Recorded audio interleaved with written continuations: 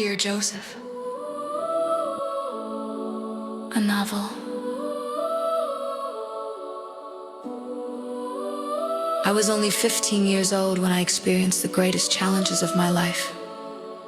During the Depression years of the 30s, many 15-year-olds were doing adult tasks. And it was not uncommon to see children working in textile mills or coal mines. It is very strange how you can grow up in a few days. One day you're content collecting ants in a jar, and the next day you're struggling to keep a family together. As a child in Fayetteville, Kansas, I remember my mother as a small olive-colored woman with a worn and tired face. The embedded wrinkles and graceful lines that fell upon her face were like a curtain of hurt that she wore. Like most women in 1934, she had only one good dress. It was a plain blue dress, not torn or spotted, that she wore to church only on Sundays.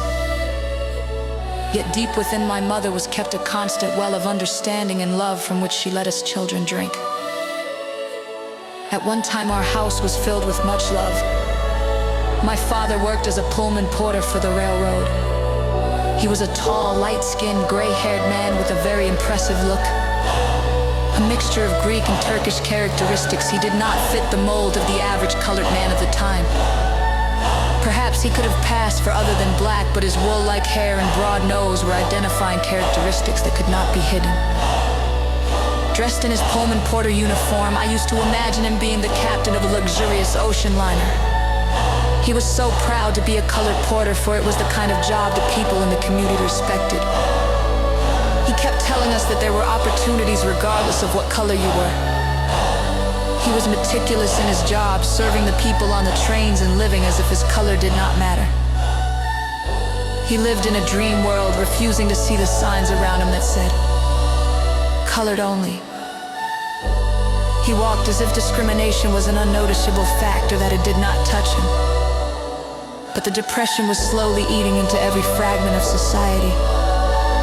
When he would take us to the train station, it was exciting to see so many people walking and moving about with large and small baggage or carrying great bundles in their arms.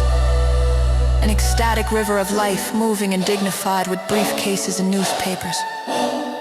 Their expressions were serious and their eyes were filled with destinations as yet unseen. The great and magnificent chandeliers hung in the station like sacred lights to some ancient temple.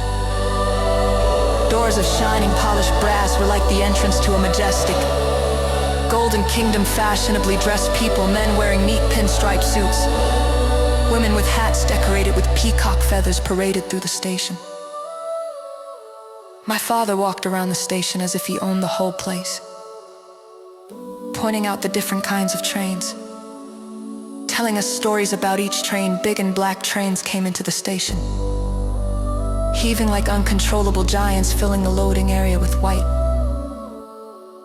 beautiful smoke. Those were good and happy times when we could afford a real Christmas tree and presents wrapped in silver and gold paper, awaiting us on Christmas morning.